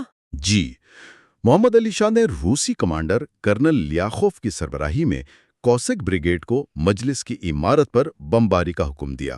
پارلیمنٹ کو تباہ کر دیا گیا، بہت سے رہنماؤں کو قتل کر دیا گیا، اور آئین کو معطل کر دیا گیا۔ اسے صغیر استبداد یعنی مائنر ٹائرنی کہا جاتا ہے۔ یہ تو انقلاب کا خاتمہ لگ رہا تھا۔ اس کے خلاف مزاحمت کہاں سے شروع ہوئی؟ مزاحمت کا مرکز شمالی شہر تبریز بنا۔ وہاں ستار خان اور باقر خان جیسے مقامی رہنماؤں کی قیادت میں عام لوگوں نے شاہی افواج کے خلاف گوریلا جنگ شروع کر دی۔ یہ لوگ کوئی دانشور یا بڑے لیڈر نہیں تھے، بلکہ عام شہری تھے۔ اور آخرکار ان کی مزاحمت رنگ لائی؟ جی، تبریز کی مزاحمت نے پورے ملک میں ایک نئی روح پھونک دی۔ جنوب سے بختیاری قبائل اور شمال سے گیلان کے مجاہدین نے تہران کی طرف مارچ شروع کر دیا، اور جولائی 1909 میں ان قوم پرست افواج نے تہران پر قبضہ کر لیا۔ تو وہ دوبارہ جیت گئے، تہران پر قبضہ ہو گیا، آئین بحال ہو گیا۔ کیا یہ ایک خوشگوار انجام تھا؟ بدقسمتی سے نہیں۔ جنگ جیتنا ایک بات تھی، لیکن امن قائم کرنا اور ملک چلانا بالکل دوسری مجلس کو بے شمار چیلنجز کا سامنا تھا۔ پارلیمنٹ کے اندر ہی اعتدال پسندوں اور زیادہ ریڈیکل سوشل ڈیموکریٹس کے درمیان شدید اختلافات پیدا ہو گئے۔ اور بیرونی دباؤ تو یقیناً کم نہیں ہوا ہوگا، خاص طور پر روس کی طرف سے۔ بالکل، اور پھر شسٹر افیئر پیش آیا، جو اس آئینی دور کے تابوت میں آخری کیل ثابت ہوا۔ یہ شسٹر کون تھا اور اس کا معاملہ کیا تھا؟ 1911 میں مجلس نے ملک کے تباہ حال مالیاتی نظام کو ٹھیک کرنے کے لیے ایک امریکی ماہر مورگن شسٹر کی خدمات حاصل کی۔ شسٹر ایک بہت قابل اور اصول پسند شخص تھا۔ اس نے بہت تیزی سے ٹیکس وصولی کا نظام بہتر بنایا۔ ایک غیر جانبدار امریکی ماہر جو سسٹم کو ٹھیک کرنے آیا تھا۔ مجھے اندازہ ہے کہ روس اور برطانیہ کو یہ بات بالکل پسند نہیں آئی ہوگی۔ آپ نے صحیح سمجھا۔ شسٹر کی اصلاحات سے ان کے مفادات کو براہ راست خطرہ لاحق ہوا۔ جب شسٹر نے ایک شہزادے کی جائیداد، جو روسی بینک کا مقروض تھا، ضبط کرنے کی کوشش کی تو روس نے اسے اپنی توہین سمجھا۔ اچھا، روس نے ایران کو 2 الٹیمیٹم دیے، شسٹر کو فوراً برطرف کیا جائے ورنہ وہ تہران پر قبضہ کر لے گا۔ اور ایرانی حکومت اور مجلس نے کیا کیا؟ مجلس نے تو قومی غیرت کا مظاہرہ کرتے ہوئے دباؤ قبول کرنے سے انکار کر دیا، لیکن حکومت بہت کمزور تھی۔ روس نے اپنی فوجیں شمالی ایران میں داخل کر دیں اور قتل و غارت شروع کر دی۔ آخرکار دسمبر 1911 میں وزیر اعظم نے مجلس کو برخاست کر دیا، آئین معطل کر دیا اور روس کا الٹیمیٹم قبول کر لیا۔ یعنی اندرونی کمزوری اور بیرونی جارحیت نے مل کر اس پورے آئینی تجربے کو ختم کر دیا۔ جی، مورگن شسٹر کو مجبوراً ایران چھوڑنا پڑا۔ یہ آئینی انقلاب کا ایک بہت ہی افسوسناک انجام تھا۔ اس دور کی مایوسی کا احساس اس وقت کے شاعروں کی تخلیقات میں بہت گہرائی سے ملتا ہے۔ عارف قزوینی جیسے شاعروں نے شسٹر کی رخصتی پر درد بھرے گیت لکھے، جو ایک طرح سے اس عظیم لیکن ناکام جدوجہد کا نوحہ بن۔ جیسے جیسے ریاست نے مغربی ماڈل اپنانا شروع کیا، اس کا اپنے روایتی اور مذہبی طبقے سے فاصلہ بڑھتا گیا۔ میرا خیال ہے یہ وہ تضاد ہے جو آج تک ایرانی سیاست کی بنیاد میں موجود ہے۔ تو آئیے اس کہانی کو شروع سے دیکھتے ہیں۔ بالکل۔ جنگ عظیم اور رضا خان کا عروج 1914-1925۔ تو کہانی 21 فروری 1921 کی صبح سے شروع ہوتی ہے، جب تہران کے لوگ سو کر اٹھے تو شہر پر فوج کا قبضہ تھا۔ جی، اور سڑکوں پر ایک اعلان لگا تھا جس کا لہجہ بہت سخت تھا۔ اس کی پہلی لائن تھی، میں حکم دیتا ہوں، یعنی آئی کمانڈ۔ اور یہ اعلان کرنے والا کوسیک ڈویژن کا ایک بریگیڈیئر جنرل تھا، رضا خان۔ اور یہ کوئی عام فوجی یونٹ نہیں تھی۔ کوسیک ڈویژن اس وقت ایران کی سب سے ایلیٹ اور منظم فوج تھی، جسے روسی افسران نے ٹرین کیا تھا۔ تو اس کا کمانڈر ہونا ہی اپنے آپ میں ایک بہت بڑی طاقت تھی۔ رضا خان کا یہ اعلان صرف ایک ملٹری کو نہیں تھا، یہ ایک نئے دور کا آغاز تھا۔ اچھا؟ جی، اس 9 نکاتی اعلامیے میں مارشل لاء لگا دیا گیا، پریس پر پابندی، عوامی اجتماعات پر پابندی، مطلب تھیٹر اور سنیما تک بند کر دیے گئے۔ لیکن ایک منٹ، عوام نے اس پر شدید رد عمل کیوں نہیں دکھایا؟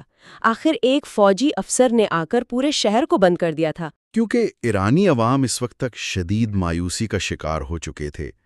ایک دہائی سے ملک غیر ملکی قبضے اور اندرونی خلافشار کا شکار تھا۔ 1906 کا آئینی انقلاب یعنی کانسٹیٹیوشنل ریولوشن بری طرح ناکام ہو چکا تھا۔ صحیح۔ پھر پہلی جنگ عظیم نے ملک کو تباہ کر دیا تھا۔ ایران نے غیر جانبداری کا اعلان تو کیا تھا، لیکن اس کی سرزمین روس، برطانیہ اور سلطنت عثمانیہ کے لیے میدان جنگ بنی رہی۔ کچھ صوبے تو روسی اور ترک افواج کے درمیان 8 بار ہاتھ بدلتے رہے، جس کی بھاری قیمت عام لوگوں نے اپنی جان اور مال سے چکائی۔ تو اس ماحول میں لوگوں کو ایک مضبوط آدمی کی تلاش تھی جو ملک کو اس بحران سے نکال سکے۔ بالکل، وہ تھک چکے تھے۔ اور اسی افراتفری کے بیچ ایک اور بہت بڑی تبدیلی آ رہی تھی، تیل، جس نے ایران کی قسمت ہمیشہ کے لیے بدل دی۔ جی ہاں، خوزستان میں تیل کی دریافت نے عالمی طاقتوں کی دلچسپی ایران میں کئی گنا بڑھا دی۔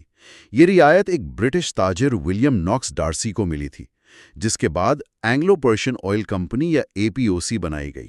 اچھا، اور یہاں ایک اہم موڑ آیا۔ 1914 میں ونسٹن چرچل کی کوششوں سے برطانوی حکومت نے APOC میں اکثریتی حصے خرید لیے۔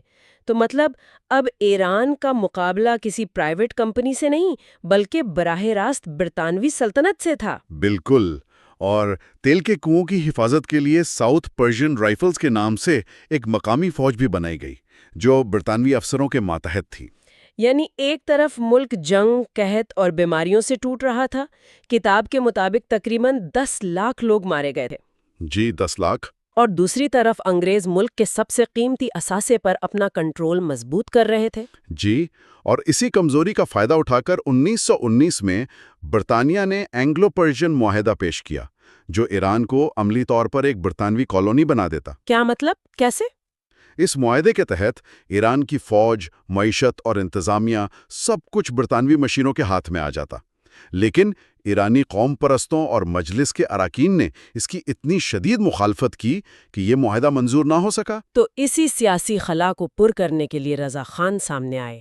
جی ہاں، بغاوت کے بعد وہ پہلے جنگی خزیر بنے اور پھر وزیر اعظم۔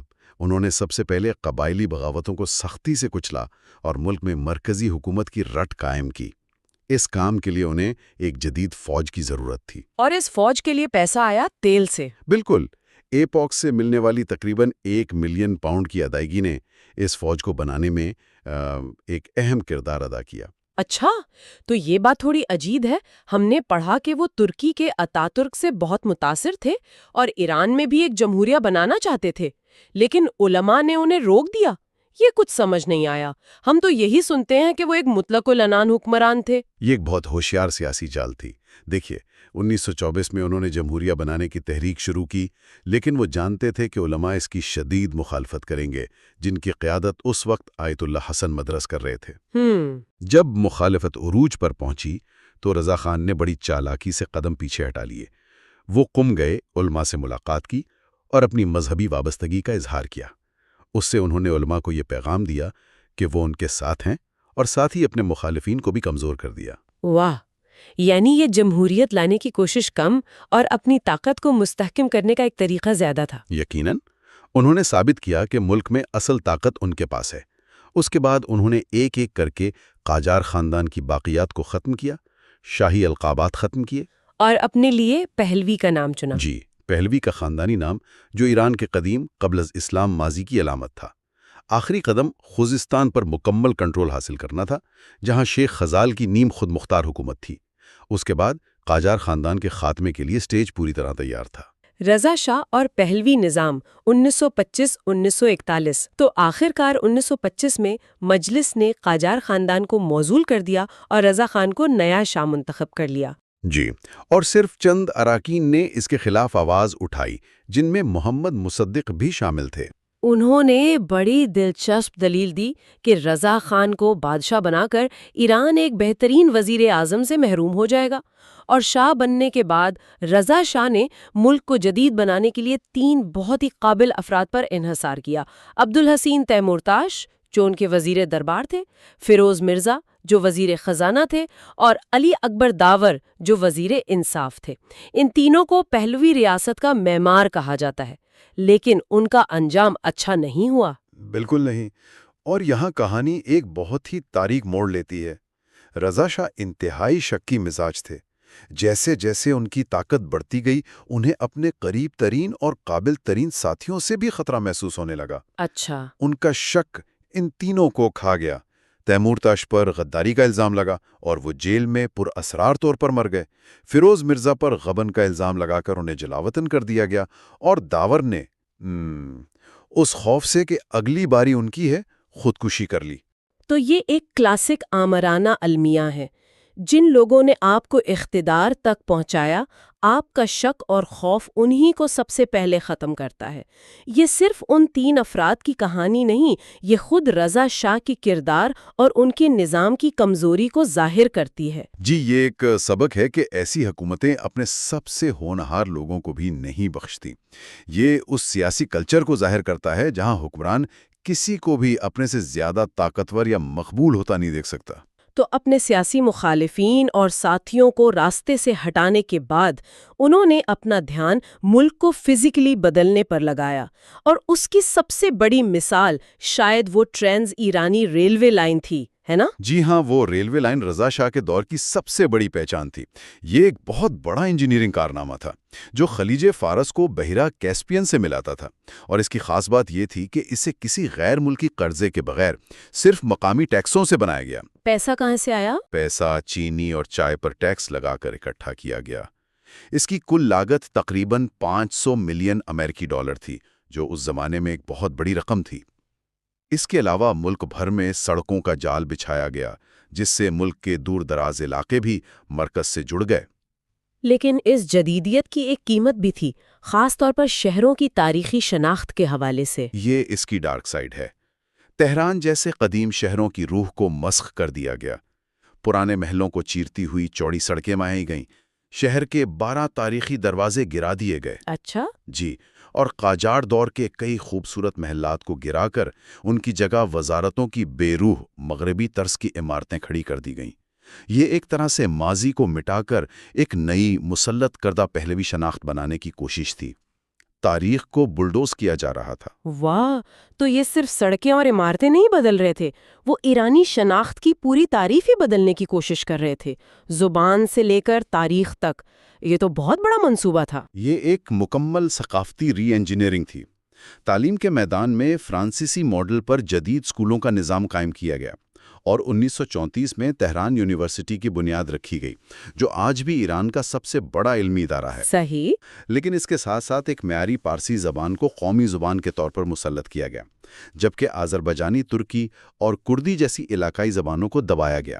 فرہنگستان ایران نامی ادارہ بنایا گیا، جس کا کام زبان کو عربی اور ترکی الفاظ سے پاک کرنا تھا۔ اور اس کا مقصد کیا تھا؟ مقصد ایک نیا قومی بیانیہ تشکیل دینا تھا، جس میں ایران کے قبل از اسلام یعنی زرتشتی ماضی کو بہت اہمیت دی گئی۔ اس بیانیے کا زور اس بات پر تھا کہ ایران کی اصل شناخت آریائی ہے، جو عرب اور ترک اثرات سے پاک ہے۔ جرمن ماہر آثار قدیمہ اینٹسٹ ہرسفیلڈ جیسے لوگوں کے کام نے پرسیپولیس جیسی قدیم جگہوں کو دوبارہ عوام کے سامنے لا کر اس بیانیے کو مزید تقویت دی۔ اور پھر وہ اصلاحات آئیں جنہوں نے معاشرے کو جڑ سے ہلا دیا، خاص طور پر لباس کے حوالے سے۔ جی، یہ سب سے زیادہ متنازع اصلاحات تھیں۔ 1928 میں مردوں کے لیے یورپی طرز کا لباس اور ایک خاص پہلوی ٹوپی لازمی قرار دی گئی، اور پھر 1934 میں عورتوں کے لیے لازمی بے پردگی یعنی حجاب اتارنے کا قانون نافذ کیا گیا۔ یہ ایک ایسا قدم تھا جس نے ایرانی معاشرے میں ایک زلزلہ برپا کر دیا۔ اس قانون کا اثر صرف سیاسی نہیں، بہت ذاتی بھی ہوگا، ہے نا؟ بہت گہرا اور ذاتی اثر تھا۔ اس سے پہلے لباس سماجی حیثیت، علاقے اور پیشے کی نشانی ہوتا تھا، اب سب کو ایک ہی سانچے میں ڈھالا جا رہا تھا۔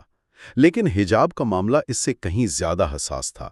کئی عورتوں نے کئی سالوں تک گھر سے نکلنا چھوڑ دیا، کیونکہ وہ بغیر حجاب کے باہر جانے کا تصور بھی نہیں کر سکتی تھیں۔ صحیح۔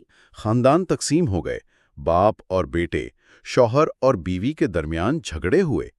یہ ریاست اور مذہب کے درمیان صدیوں پرانے معاہدے کو توڑنے کے مترادف تھا۔ اس نے علماء اور ریاست کے درمیان ایک ایسی خلیج پیدا کر دی جو پھر کبھی پر نہ ہو سکی۔ اور پھر اتنی محنت سے بنایا گیا یہ نظام دوسری جنگ عظیم کی وجہ سے ختم ہو گیا۔ رضا شاہ کے دور کا خاتمہ بھی اتنا ہی ڈراماٹک تھا جتنا اس کا آغاز۔ بالکل۔ دوسری جنگ عظیم میں ایران نے ایک بار پھر غیر جانبداری کا اعلان کیا، لیکن اس کا جھکاؤ واضح طور پر جرمنی کی طرف تھا۔ نازی پروپیگنڈا دونوں ممالک کے مشترکہ آریائی ورثے پر بہت زور دیتا تھا، اور رضا شاہ ہٹلر کے نظم و ضبط سے بہت متاثر تھے۔ اور یہ بات اتحادیوں، خاص طور پر برطانیہ اور سوویت یونین کو بالکل پسند نہیں آئی۔ بالکل نہیں، اور انہوں نے موقع ملتے ہی ایران پر حملہ کر دیا۔ اگست 1941 میں سوویت یونین نے شمال سے اور برطانیہ نے جنوب سے ایران پر حملہ کر دیا۔ اور ستم ظریفی دیکھیں، جس فوج کو رضا شاہ نے 20 سال لگا کر اتنی محنت سے بنایا تھا، وہ چند ہی دنوں میں تاش کے پتوں کی طرح بکھر گئی۔ جی، اتحادیوں نے رضا شاہ کو تخت چھوڑنے پر مجبور کر دیا اور انہیں جلا وطن کر دیا گیا۔ یہ واقعی ایک ستم ظریفی ہے، جس شخص نے اپنی پوری سیاست غیر ملکی اثر و رسوخ کو ختم کرنے پر بنائی، اسے آخر کار غیر ملکی طاقتوں نے ہی موزول کر دیا۔ یہی تاریخ کا سب سے بڑا سبق ہے۔ ان کا تخت ان کے نوجوان اور نا تجربہ کار بیٹے محمد رضا پہلوی کو سونپ دیا گیا، اور ایران ایک بار پھر غیر ملکی قبضے، سیاسی عدم استحکام اور ایک نئے غیر یقینی دور میں داخل ہو گیا۔ ترقی، ابتری اور بے چینی۔ جی، 1963 سے 1977 کا دور، یہ وہ وقت تھا جب آیت اللہ خمینی کو جلاوطن کر دیا گیا تھا۔ تو ایک طرح سے شاہ کے لیے یہ ایک بہت بڑی جیت تھی، ہے نا؟ بالکل، اس سے اپوزیشن کم از کم کچھ عرصے کے لیے بالکل خاموش ہو گئی، اور شاہ کے اندر ایک زبردست، آپ کہہ سکتے ہیں، سیلف کانفیڈنس پیدا ہو گیا۔ اچھا۔ انہیں لگا کہ اب انہیں کوئی چیلنج نہیں کر سکتا، اور 1963 سے 1973 کا جو عشرہ ہے وہ اکثر شاہ کے بہترین سالوں میں شمار ہوتا ہے۔ کیونکہ معاشی ترقی ہو رہی تھی، خارجہ پالیسی میں بھی کامیابیاں مل رہی تھیں۔ جی، اور ملک کے اندر بھی ایک نسبتاً مقبولیت تھی۔ لیکن جون 1963 کی جو بغاوت تھی، اس کا پیغام حکمران طبقے نے بالکل نظر انداز کر دیا۔ اسے بس یہ کہہ کر ختم کر دیا کہ یہ سیاہ رجعت پسندوں کی آخری کوشش ہے۔ بالکل، اور یہی ان کی سب سے بڑی غلطی تھی۔ تو آئیے دیکھتے ہیں کہ اس دور کی معیشت میں کیا ہو رہا تھا۔ شروع کرتے ہیں پھیلتی ہوئی معیشت سے۔ دیکھیں، اس دور میں ایران کی سوسائٹی اور اکانومی میں بہت بڑی تبدیلیاں آئیں۔ جیسے کہ صرف 10 سالوں میں 1965 سے 1975 کے بیچ آبادی 40% بڑھ گئی، 24 ملین سے 34 ملین۔ اوہ، یہ تو بہت زیادہ ہے۔ جی، اور یہ آبادی دیہاتوں سے شہروں کی طرف جا رہی تھی۔ 1975 تک تو صرف تہران کی آبادی تقریباً 40 لاکھ ہو چکی تھی۔ اور شہروں میں ظاہر ہے گاڑیاں بھی بڑی ہوں گی۔ میں نے کتاب میں پیکان گاڑی کا ذکر پڑھا ہے۔ ہاں، پیکان کی کہانی بہت دلچسپ ہے۔ وہ مقامی طور پر بننے والی پہلی کار تھی، اور وہ دیکھتے ہی دیکھتے ایک سٹیٹس سمبل بن گئی مڈل کلاس کے لیے۔ جی بالکل، اس ایک گاڑی نے ایران میں کنزیومر کلچر کو بہت فروغ دیا۔ تو یہ ایک طرح سے ترقی کی نشانی تھی۔ حکومت کے لیے تو یہ بہت بڑی کامیابی تھی، لیکن یہیں پر ایک آئرنی ہے۔ جو دانشور تھے جیسے جلال آل احمد، ان کے لیے یہی گاڑی غربت زدی یعنی ویسٹاکسیکیشن کی علامت تھی۔ اچھا، مطلب مغرب کی اندھی تقلید۔ بالکل، کہ ہم اپنی ثقافت کھو رہے ہیں۔ تو ایک ہی چیز ایک ہی وقت میں ترقی اور ثقافتی موت دونوں کی نشانی بن گئی۔ یہ تو بہت گہری بات ہے۔ لیکن ترقی صرف گاڑیوں تک تو نہیں تھی، انفراسٹرکچر کا کیا حال تھا؟ حکومت نے انفراسٹرکچر پر بے تحاشا پیسہ خرچ کیا۔ نئی سڑکیں، ریل کی پٹریاں، بڑے بڑے ڈیم، بجلی کے گریڈ، مواصلاتی نیٹ ورک۔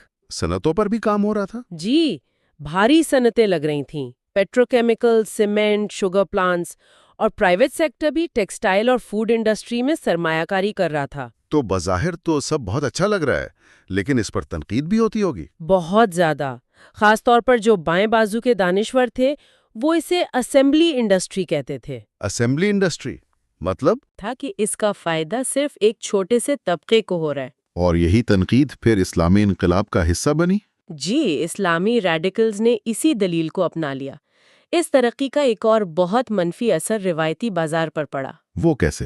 جب یورپ، امریکہ اور جاپان سے امپورٹڈ مال آنے لگا تو چھوٹے تاجروں کا کام ٹھپ ہو گیا۔ بڑے بزنس مین بازار سے نکل کر نئے علاقوں میں چلے گئے۔ تو بازار ایک طرح سے حکومت مخالف جذبات کا مرکز بن گیا۔ بالکل، خاص طور پر خمینی کے حامیوں کا گڑھ بن گیا۔ اور اس سب کے پیچھے جو انجن تھا وہ تو تیل کا پیسہ تھا، ہے نا؟ سارا کھیل ہی تیل کا تھا۔ 1965 سے 72 کے بیچ سالانہ بجٹ $1 بلین سے $8 بلین تک پہنچ گیا۔ اور پھر 1973 کا تیل کا بحران آیا۔ جی، اس نے تو سب کچھ بدل دیا۔ تیل کی قیمت $2 فی بیرل سے سیدھا $11 تک چلی گئی۔ یعنی ایران کے خزانے میں پیسوں کا سیلاب آ گیا۔ بالکل، لیکن یہ پیسہ ملک کے لیے نعمت سے زیادہ زحمت بن گیا۔ اس نے سماجی اور سیاسی توازن بگاڑ دیا۔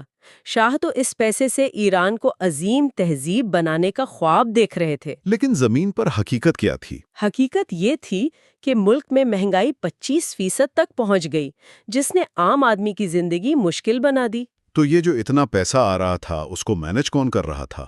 ایک نئے قسم کے لوگ سامنے آئے ہوں گے۔ جی، اور یہیں سے نئے حکمران طبقے یعنی ٹیکنوکریٹس کی کہانی شروع ہوتی ہے۔ یہ مغرب سے تعلیم یافتہ لوگ تھے۔ بالکل، قابل مینیجرز، ماہرین، اور اس طبقے کی سب سے بڑی مثال تھے وزیر اعظم امیر عباس ہویدا۔ ہاں، جو 13 سال تک وزیر اعظم رہے۔ جی، 1965 سے 1977 تک وہ ایک بہت دلچسپ شخصیت تھے، پڑھے لکھے، سیکولر، لیکن شاہ کے مکمل طور پر تابع۔ شاہ کو ان سے کوئی خطرہ محسوس نہیں ہوتا تھا۔ کبھی نہیں، اور ہویدا نے بھی یہ کردار قبول کر لیا تھا۔ 13 سال ایک ہی وزیر اعظم، اس کا مطلب ہے نظام میں ایک جمود آ گیا تھا۔ یہی سب سے خطرناک بات تھی، ایک ایسا کلچر بن گیا جہاں قابلیت سے زیادہ خوشامد اور وفاداری کی قدر تھی، تنقیدی سوچ کی کوئی گنجائش ہی نہیں تھی۔ اور اس خوف اور اطاعت کی فضا نے پورے نظام کو اندر سے کھوکھلا کر دیا۔ جی، بالکل مفلوج کر دیا۔ اور اس کنٹرول کو مزید سخت کرنے کے لیے 2 بڑے ادارے تھے، ایک تو خفیہ پولیس ساواک، اور دوسری 1975 میں بنائی گئی واحد سیاسی جماعت رستہ خیز پارٹی۔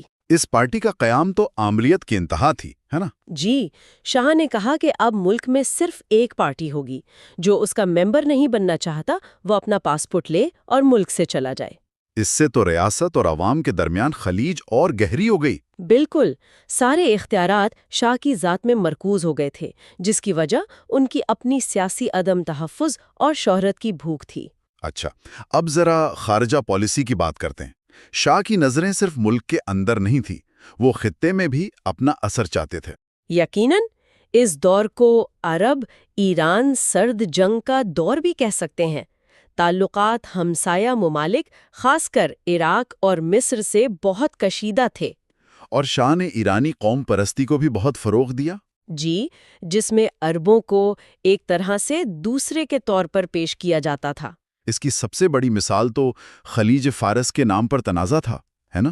بالکل، جب مصر کے صدر ناصر نے اسے عربی خلیج کہنا شروع کیا تو ایران میں بہت شدید رد عمل ہوا۔ یہ صرف نام کی جنگ نہیں تھی۔ اور عراق کے ساتھ بھی تو شط العرب کا مسئلہ چل رہا تھا۔ جی، وہ پرانا سرحدی تنازع تھا۔ شاہ نے عراق پر دباؤ ڈالنے کے لیے عراق کے اندر کرد باغیوں کی مدد شروع کر دی۔ یہ ایک بہت ہوشیارانہ چال تھی۔ اور یہ کام کر گئی۔ آخر کار 1975 میں الجزائر معاہدہ ہوا، جس میں عراق نے ایران کے مطالبات مان لیے۔ یہ شاہ کی بہت بڑی سفارتی کامیابی تھی۔ تو خارجہ محاذ پر تو شاہ کامیاب ہو رہے تھے۔ جی، اور جب برطانیہ خلیج سے نکلا تو شاہ نے خود کو خلیج کا پولیس مین سمجھنا شروع کر دیا۔ اسی دوران انہوں نے 3 جزیروں پر بھی قبضہ کیا تھا۔ جی، ابو موسیٰ، بڑا اور چھوٹا تمب، جس پر پوری عرب دنیا نے شدید احتجاج کیا۔ تو ایک طرف ملک کے اندر مکمل کنٹرول اور باہر کامیاب خارجہ پالیسی، سطح پر تو سب کچھ بہترین لگ رہا تھا۔ بالکل، لیکن سطح کے نیچے ایک لاوا پکڑا تھا۔ کیونکہ ملک کے اندر سیاسی سرگرمیوں پر مکمل پابندی تھی۔ جی، اور جب پرامن جدوجہد کے تمام راستے بند ہو جائیں تو پھر کچھ لوگوں کے لیے صرف مسلح جدوجہد کا راستہ بچتا ہے۔ اور یہیں سے شہری گوریلا تنظیموں کی کہانی شروع ہوتی ہے۔ جی، 2 بڑی تنظیمیں سامنے آئیں، ایک مارکسسٹ فدائین خلق اور دوسری اسلامی مارکسسٹ مجاہدین خلق۔ مجاہدین خلق، یہ مارکسزم اور شیعہ نظریات کا ملاپ، یہ بہت عجیب لگتا ہے۔ عجیب ہے، لیکن یہی ان کی طاقت تھی۔ انہوں نے ایک بالکل نئی آئیڈیالوجی بنائی۔ وہ کیسے؟ انہوں نے کہا کہ کارل مارکس کی طبقاتی جدوجہد کا نظریہ دراصل وہی ہے جو امام حسین نے کربلا میں کیا۔ اچھا، یہ تو بہت ہوشیارانہ تشریح ہے۔ بالکل، انہوں نے کہا یزید حکمران طبقہ تھا اور امام حسین مظلوم عوام کی علامت۔ اس طرح انہوں نے مارکسزم کو ایک گہرا مذہبی رنگ دے دیا، جس نے بہت سے نوجوانوں کو اپنی طرف کھینچا۔ تو کیا ان کی کارروائیوں سے حکومت کا تختہ الٹا جا سکتا تھا؟ نہیں، فوجی طور پر تو وہ اتنے مضبوط نہیں تھے، لیکن ان کا اصل اثر نفسیاتی تھا۔ انہوں نے شاہ کے ناقابل تسخیر ہونے کے تاثر کو توڑا۔ بالکل، انہوں نے یہ پیغام دیا کہ ریاست کے خلاف لڑا جا سکتا ہے۔ اور پھر فیبروری 1971 کا سیاکل واقعہ پیش آیا۔ وہ کیا تھا؟ گھریلوں کے ایک گروہ نے ایک پولیس چوکی پر حملہ کیا۔ فوجی اعتبار سے وہ ناکام رہے، لیکن اس نے ایران میں مسلح جدوجہد کا اعلان کر دیا۔ اور اس نے ان تحریکوں کو ہیرو بنا دیا۔ جی، اور جب خسرو گلسرخی جیسے دانشوروں پر ٹی وی پر مقدمہ چلا اور انہیں پھانسی دی گئی تو ان کے لیے ہمدردی کی ایک لہر پیدا ہو گئی۔ تو یہ چھوٹی چھوٹی چنگاریاں تھیں جو بتا رہی تھیں کہ ایک بڑا طوفان آنے والا ہے۔ یقیناً یہ اس بات کا ثبوت تھا کہ شاہ کی ظاہری ترقی اور خوشحالی کی چمک کے نیچے شدید بے چینی اور غصے کا ایک سمندر ٹھاٹھے مار رہا تھا۔ Consolidation of the Islamic republic 1979-1984 کا نام دیتی ہے۔ یعنی وہ ابتدائی 5 سال جب نئی حکومت نے اپنی گرفت مضبوط کی۔ تو دیکھتے ہیں کہ یہ سب کیسے ہوا۔ بالکل، اور کتاب کا جو مول نقطہ ہے وہ یہ ہے کہ یہ سب حیران کن رفتار سے ہوا۔ اچھا جی، فروری 1979 میں انقلاب آیا اور صرف 1 سال کے اندر نئی لیڈرشپ نے نہ صرف اپنی بنیادیں رکھیں بلکہ اپنے تمام ممکنہ مخالفین کو ایک ایک کر کے راستے سے ہٹا دیا۔ یہ بات مجھے سب سے زیادہ حیران کرتی ہے۔ ملک میں ایک طرف جشن تھا تو دوسری طرف ایک شدید پاور ویکیوم بھی تو تھا۔ بہت بڑا۔ تو اس خلا کو پر کرنے کے لیے انہوں نے پہلا قدم کیا اٹھایا؟ مطلب کوئی روڈ میپ تھا ان کے پاس؟ روڈ میپ سے زیادہ ایک بہت واضح نیت تھی۔ انہوں نے فوراً کام شروع کر دیا۔ سب سے پہلے تو اپریل 1979 میں ایک ریفرنڈم کروایا گیا۔ اسلامی جمہوریہ کے لیے؟ جی، پوچھا گیا کہ کیا آپ اسلامی جمہوریہ چاہتے ہیں؟ نتیجہ ظاہر ہے، بھاری اکثریت سے ہاں میں آیا۔ ٹھیک، اس کے فوراً بعد نیا آئین بنانے کا عمل شروع ہوا۔ پارلیمنٹ اور صدر کے انتخابات ہوئے اور اس کے ساتھ ہی کچھ بالکل نئے متوازی ادارے بنائے گئے۔ متوازی ادارے؟ آپ پاسداران انقلاب یا انقلابی عدالتوں کی بات کر رہے ہیں؟ جی بالکل، اسلامی انقلابی عدالتیں، پاسداران انقلاب یعنی ریولیوشنری گارڈز، گارڈین کونسل اور مجلس خبرگان یعنی اسمبلی آف ایکسپرٹس۔ یہ ادارے روایتی حکومت کے ساتھ ساتھ چل رہے تھے؟ ساتھ بھی اور اس سے بالا تر بھی۔ ان کا مقصد تھا انقلاب کے نظریاتی پہلو کی حفاظت کرنا۔ لیکن یہ سب اتنا آسان تو نہیں ہوا ہوگا۔ کتاب بتاتی ہے کہ ملک خانہ جنگی کے دہانے پر تھا۔ بہت شدید بحران تھے۔ ایک طرف بائیں بازو کی جماعتیں تھیں، خاص طور پر مجاہدین خلق اور فدائین خلق، جو انقلاب میں اتحادی تھی نا، بالکل، اب وہ سب سے بڑا خطرہ بن گئیں۔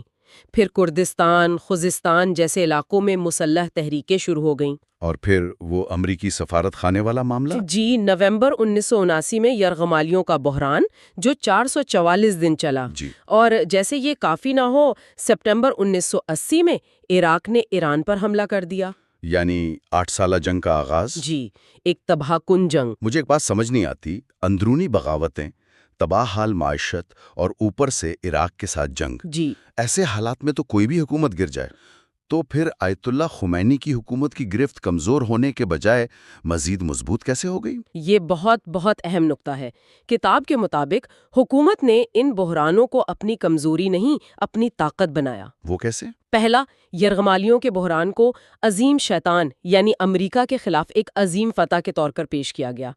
اس سے قوم پرستی کو بہت ہوا ملی۔ ٹھیک ہے۔ دوسرا، عراقی حملے نے کمال کا کام کیا۔ ایک ریلی اراؤنڈ دا فلیگ والی صورتحال بن گئی۔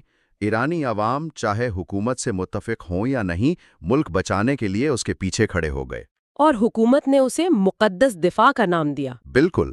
اور تیسرا، جب آیت اللہ مطہری اور بہشتی جیسے بڑے لیڈر قتل ہوئے تو حکومت نے خود کو مظلوم بنا کر پیش کیا اور اسی آڑ میں مخالفین پر کریک ڈاؤن کا جواز پیدا کر لیا۔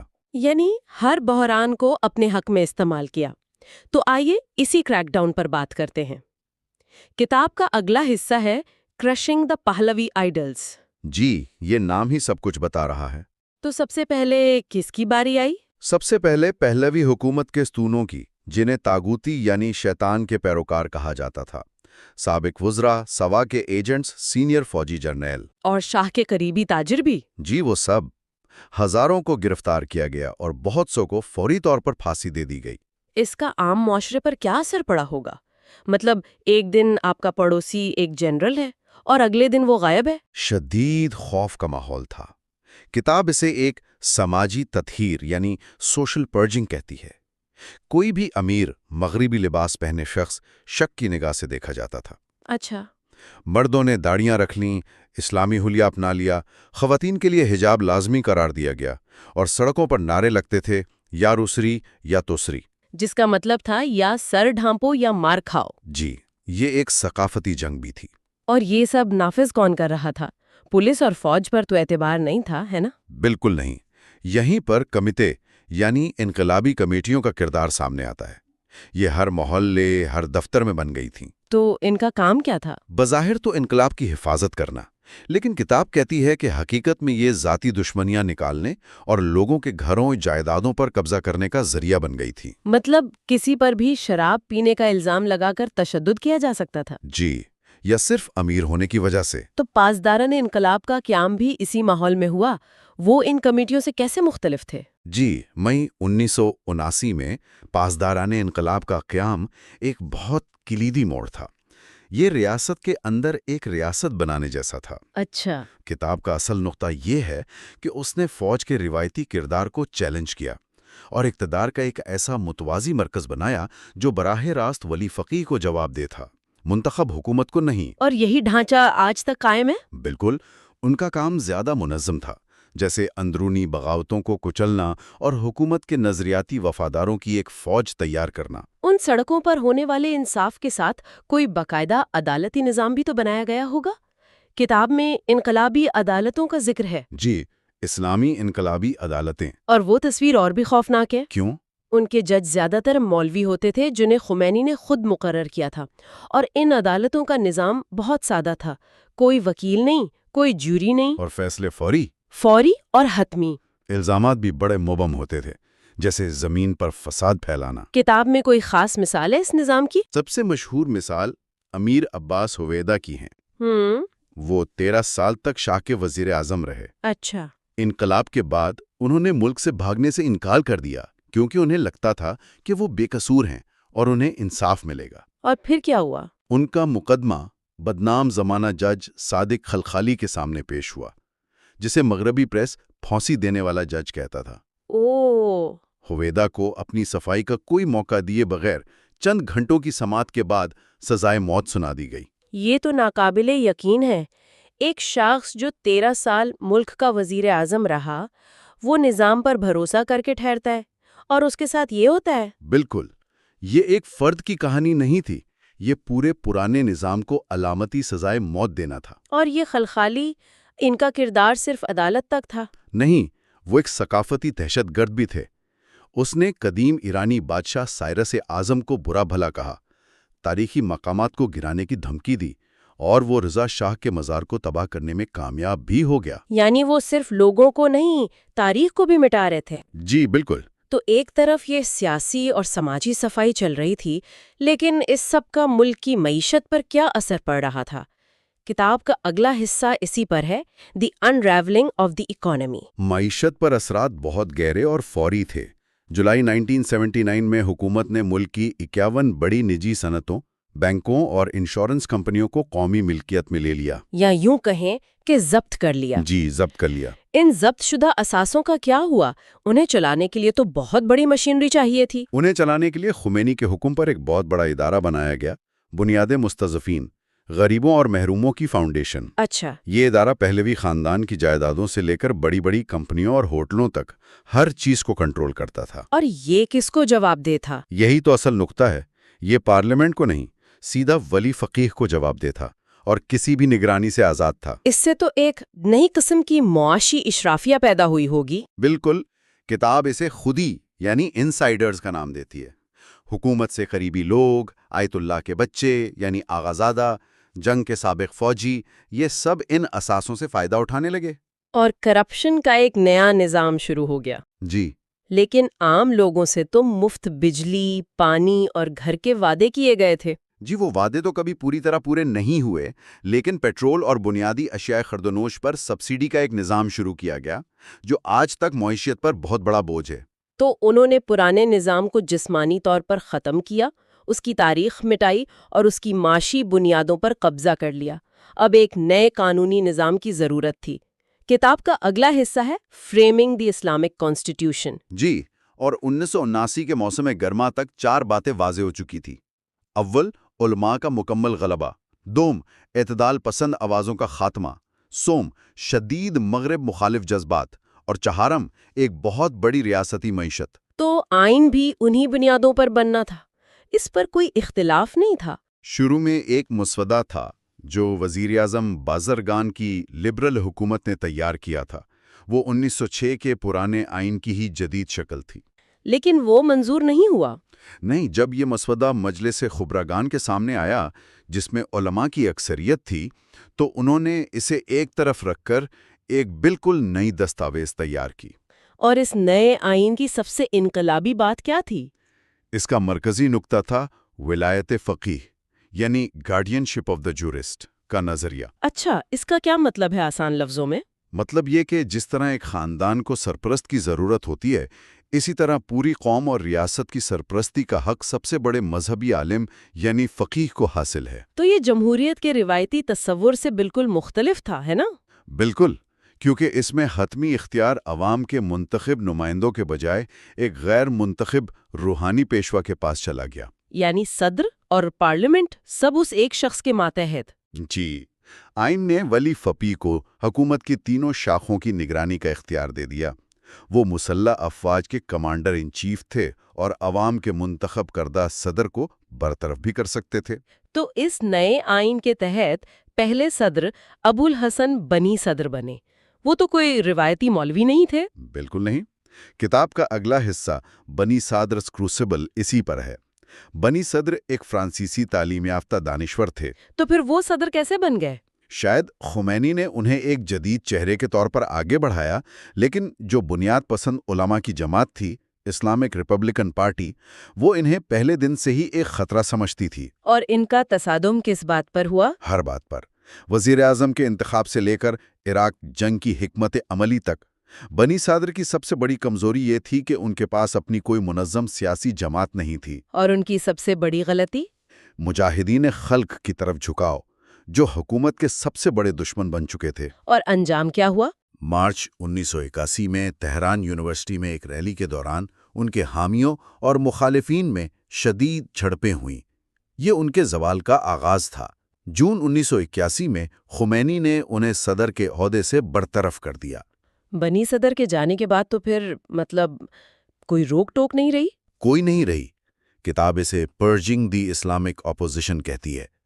بنی صدر کی برطرفی کے بعد ایک دہشت کا دور یعنی رین آف ٹیرر شروع ہوا۔ بنی صدر خود کہاں گئے؟ وہ مجاہدین خلق کے رہنما مسعود رجوی کے ساتھ راتوں رات ایک فوجی طیارے میں فرار ہو کر پیرس پہنچ گئے۔ اور ان کے جانے کے بعد؟ حکومت نے ہر اس تنظیم کو کچل دیا جو ان کے نظریے سے متفق نہیں تھی۔